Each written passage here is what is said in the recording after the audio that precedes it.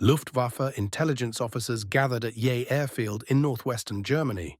They studied reconnaissance photographs pinned to a wooden board. The images showed something that shouldn't have been there. Rows of RAF bombers painted with bright red garden gnomes. Some wore pointed hats, some carried fishing rods. One, on a Lancaster of 617 squadron, appeared to be mooning the camera. This was not the kind of nose art the Germans expected. No snarling tigers, no grim reapers, no pin-up girls or angry skulls. Just cheerful, absurd, brightly painted lawn ornaments. Smiling from the sides of aircraft carrying 14,000 pounds of explosives. German pilots reported seeing them even at attack altitude. Grinning gnomes surrounded by flak bursts, waving from bombers limping home on 3 engines. Luftwaffe ace Heinz Koch wrote in his diary, "Encountering a gnome-painted bomber at night felt like being mocked by a laughing ghost." It shouldn't have mattered. Paint doesn't change performance. But by mid-1943, German intelligence was tracking gnome sightings, and Luftwaffe pilots were being briefed to target them specifically. A private joke among RAF crews had become something else. A psychological weapon that worked precisely because it was so profoundly, infuriatingly stupid. It all began with one man, Flight Sergeant Peter "Nobby" Clark of 103 Squadron, based at Elsham Wolds in Lincolnshire. January 18, 1943. Clark bought a ceramic garden gnome from a shop in Scunthorpe during leave. It cost 2 shillings and 6pence. He called it Reginald. The gnome was 11 inches tall, painted in red and blue, smiling vacantly. Clark's crew found it hilarious. After 3 months of night bombing over the Ruhr, something cheerful felt like rebellion. They painted Reginald on the nose of their Lancaster using the same bright colours as the original. It was a joke, a moment of levity in a world of death. But after that mission, January 23, 1943, the crew came back alive. They joked that the gnome was lucky. Other crews copied it. Within a week, there were 7 gnomes at Elsham Wolds. Within a month, there were dozens across Bomber Command. And then, the Germans noticed. Luftwaffe intelligence worked like clockwork. They catalogued every enemy marking, tracked squadrons, and built detailed profiles of aircraft. It was professional, systematic, efficient. But the gnomes broke the system. Major Hans Heinrich Hermer, architect of Germany's night fighter tactics, wrote later that the gnomes created analytical chaos. There was no pattern, no meaning, no code to decipher. German analysts spent hours trying to decode the gnomes. They documented colors, accessories, and even facial expressions. Some gnomes carried hammers. Others carried rifles. One Halifax bomber had a gnome riding a bomb like a rodeo cowboy. They built an entire catalogue, the Gartenswerk Index, the Garden Gnome Files. Captured RAF crews were interrogated about it. Flight Lieutenant Robert Palmer, shot down over Hamburg in May, was questioned for 45 minutes about why his gnome wore a blue hat instead of red. Palmer told them, because Nigel preferred blue. That answer was translated, typed, and filed. By summer, the RAF realized what was happening. Wing Commander Guy Gibson of 617 Squadron, the famous Dam Busters, encouraged his men to keep the gnomes. In his log, he wrote, "Jerry seems unsettled by our garden friends." What began as a joke became deliberate, psychological warfare by accident, because the Germans could not ignore it.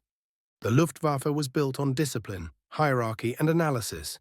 Everything had to make sense. Every symbol had to mean something, and the gnomes meant nothing. That was their power. Night fighter pilot Wilhelm Jonen described it years later in his book Duel Under the Stars. He was stalking a Halifax over Cologne, June 16, 1943. As he lined up the kill, his radar operator whispered, "It's one of the gnome bombers." Jonen hesitated. 3 seconds, just long enough for the Halifax's tail gunner to spot him and fire. Jonen lived, the Halifax escaped. But that tiny pause, that flicker of confusion, was the weapon. Not fear, not intimidation, but cognitive friction. 3 seconds of "what am I looking at?" 3 seconds of disbelief in the middle of war. By August, the gnomes had evolved into art. Sergeant Ronald Lance Lancaster, a nose artist in 467 Squadron, painted elaborate scenes. Gnomes gardening in ruins, gnomes fishing in bomb craters, gnomes mooning Berlin. Each took 4 hours to paint using aircraft enamel. The colors were garish, reds, yellows, blues, chosen to clash with the RAF's dark camouflage. Some squadrons developed traditions. 103 Squadron, red hats only. 76 Squadron, every gnome carried a fishing rod. 460 Squadron, the Australians, boomerangs. There was no system, and that was the point. By September, the Air Ministry took notice. Order number 1098 officially permitted nose art within bounds of decorum. It mentioned gnomes specifically, noting that they presented no security risk and appear to maintain crew morale. That was bureaucratic language for, we don't understand it, but don't stop. Air Chief Marshal Arthur Harris, head of Bomber Command, was blunter. If painting Mickey Mouse on a Lancaster helps my crews come home, I don't care. If it bothers Jerry, even better. If it does both, it's the cheapest weapon we've got. And he was right. A gnome cost 5 shillings in paint. The German intelligence effort to analyze them, hundreds of man-hours, every hour spent decoding nonsense. Was an hour not spent stopping the bombers. Captured Luftwaffe documents after the war showed how deep it went. German reports listed gnome-marked aircraft over and over. Controllers tried to track them but couldn't. Too many, too varied, no consistency. Even interrogations became ridiculous. British prisoners were asked if the gnomes were magical symbols, if they were meant to curse German pilots, if they represented some secret cult. Flying Officer Dennis Hart later recalled, "My interrogator seemed genuinely disturbed. He wanted meaning where there was none. That was the point. The gnomes were both meaningful and meaningless. They boosted morale, but carried no message. And that paradox drove the enemy insane." By late 1943, gnome art peaked. Roughly a third of Bomber Command's aircraft carried them. By mid-1944, it began to fade. New aircraft arrived with standardized paint. The air war shifted to daylight raids, and frankly the joke got old. The last known gnome bomber, a Lancaster from 103 Squadron, flew its final mission in March 1945. Target, Bremen. The gnome, Reginald III, survived the war. Today he sits in the Royal Air Force Museum in Hendon. His ceramic ancestor was lost somewhere in 1944. The effect of the gnomes was never officially measured. No charts, no graphs, no percentages of survival. But every post-war analysis agreed on one thing. It worked. Luftwaffe veterans admitted they remembered them vividly. Johannes Steinhoff said in 1974, "The gnomes made us question if we understood our enemy at all. How could the same nation that built the Spitfire also paint gnomes on bombers?" They never solved that puzzle, because the gnomes weren't strategy. They were defiance. They were absurdity as armor, a refusal to surrender humor even in hell. For British crews, they were a reminder of home, of gardens and cottages and the quiet life they were fighting to protect. For German crews, they were something they couldn't explain, an enemy that laughed in the face of death. That was the victory, the cheap paint and brush kind of victory.